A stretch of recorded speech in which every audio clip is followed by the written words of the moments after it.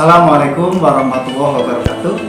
Apa kabar semuanya? Semoga kalian yang menonton video ini selalu diberikan keselamatan, kesehatan, dan diberkahi oleh Allah Tuhan Yang Maha Kuasa. Jumpa lagi dengan channel Rama Azura yang selalu akan memberikan informasi-informasi tentang studi lanjut. Nah, kalian yang masih kelas 12 baik di SMA, di SMK maupun di MA, tentunya ingin melanjutkan di perguruan tinggi yang favorit, perguruan tinggi yang top, termasuk salah satunya adalah perguruan tinggi kedinasan.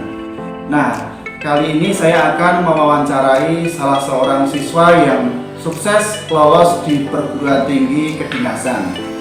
Nah, simak baik-baik video ini nanti. Kalian juga harus cermati syarat-syarat apa saja yang digunakan untuk mendaftar di perguruan tinggi kedinasan, lalu tahapan-tahapan apa saja yang harus dilakukan sampai dengan lolos di perguruan tinggi kedinasan. Nah, langsung saja kita ikuti wawancaranya.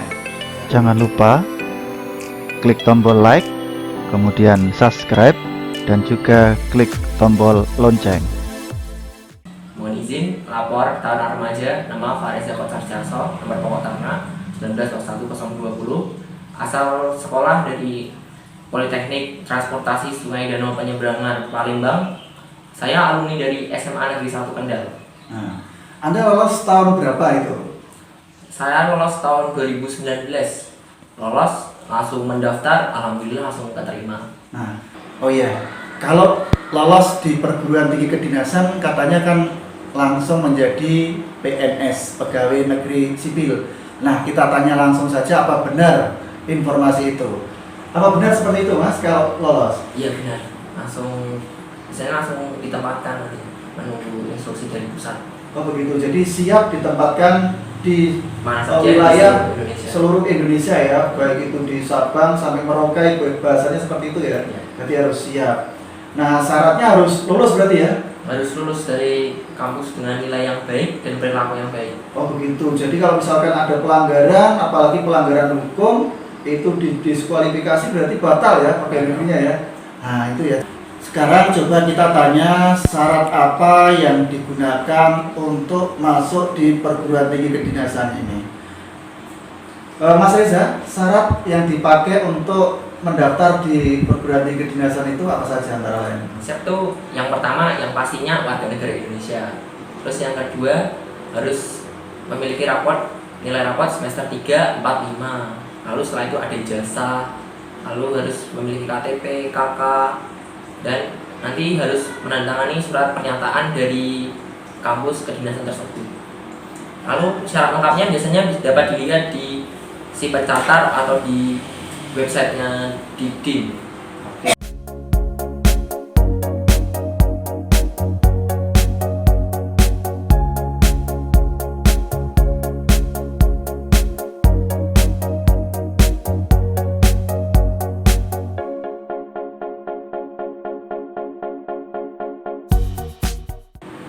Sekarang coba kita tanya ya, kalau tadi syaratnya sudah disebut, nah pastinya di sekolah kedinasan itu ada tahapan-tahapan. Mas, tahapan untuk bisa lolos di perguruan tinggi kedinasan itu apa saja? Ini tahapan waktu tes-tesnya. Iya. Oh, tes-tesnya yang pertama tadi SKD. Lalu TIU. Ada SKD itu diliputi dari TIU, TWK, sama TKP. Terus setelah itu ada psikotes. Psikotes ada kesemaptaan, lalu ada tes kesehatan, tes wawancara, baru nanti terakhir pantukir. Wah, berarti banyak sekali ya. Pertama kita hitung ya. Pertama adalah tes SKD, lalu kesamaptaan ya, lalu tes psikotes, lalu ada tes kesehatan, tes wawancara, baru yang terakhir baru pantukir. Ada 6 tahapan ya, ada 6 tahapan. 6 tahapan ini harus dilewati. Nah,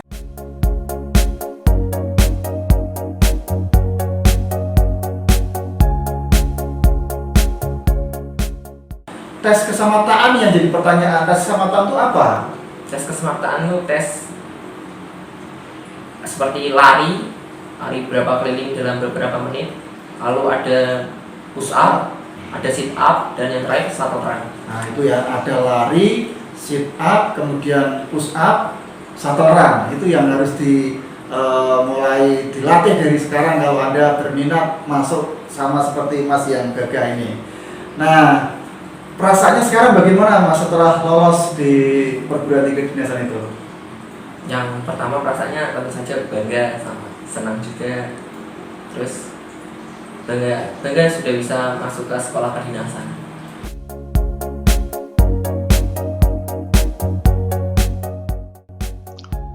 Salah satu syarat untuk masuk pada sekolah kedinasan ada syarat menggunakan nilai rapot semester 3 sampai 5. Ini yang harus dipersiapkan juga. Lalu nilai Mas Reza ini bisa masuk dan lolos di sekolah kedinasan, nanti kita cermati berapa nilainya. Yang perlu diingat adalah nilai rapot semester 3 sampai dengan 5. Nah, coba kita cek berapa nilainya. Nah, berikut nilai rapot Mas Reza. Ini ada nilai bahasa Indonesia, kemudian matematika, lalu bahasa Inggris, fisika, kimia, dan biologi. Kita lihat nilainya. Nah, semester yang digunakan adalah semester 3, semester 4, dan semester 5. Kita lihat nilai bahasa Indonesianya 87, 91, 84, sehingga rata-ratanya 87,33. Lalu berikutnya adalah nilai matematika wajib. Nilainya 83, 86, 89, sehingga kalau di rata-rata adalah 86. Lalu bahasa Inggris 88, 86, 87, maka rata-ratanya adalah 87. Lalu berikutnya adalah fisika 85, 86, 88, rata-ratanya adalah 86,33. Lalu kimia bisa kita lihat ini nilainya lebih unggul dari mapel yang lain, yaitu 90, 90, 91, sehingga kalau di rata-rata adalah 90,33.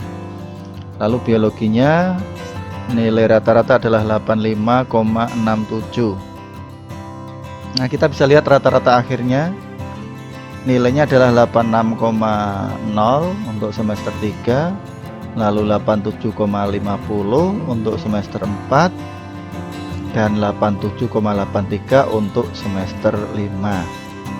Nah, untuk keseluruhan rata-ratanya adalah, ini bisa kita lihat ya, 87,11.